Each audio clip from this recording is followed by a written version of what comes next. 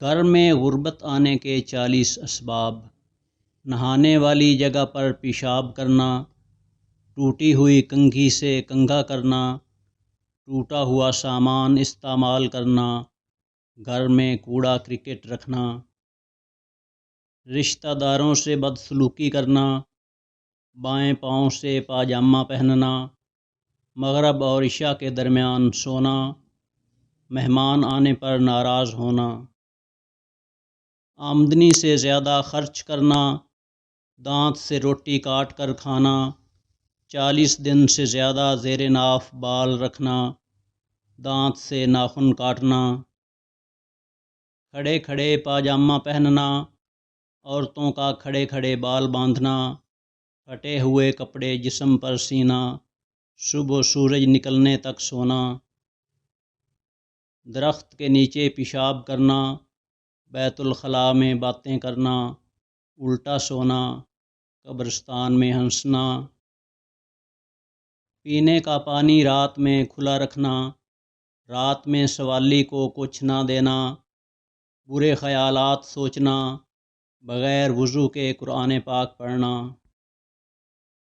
استنجا کرتے وقت باتیں کرنا، ہاتھ دھوئے بغیر کھانا کھانا، اپنی اولاد کو کوسنا، دروازے پر بیٹھنا، لہسن اور پیاز کے چھلکے جلانا، فقیر سے روٹی یا کوئی اور چیز خریدنا، پھونک سے چراغ بجھانا، بسم اللہ پڑھے بغیر کھانا شروع کرنا، غلط قسم کھانا، جوتا اور چپل الٹا دیکھ کر سیدھا نہ کرنا، حالت جنابت میں حجامت کرنا، مکڑی کا جالا گھر میں رکھنا، رات کو جھاڑو لگانا، اندھیرے میں کھانا، گھڑے میں منہ لگا کر پینا، قرآن مجید نہ پڑھنا۔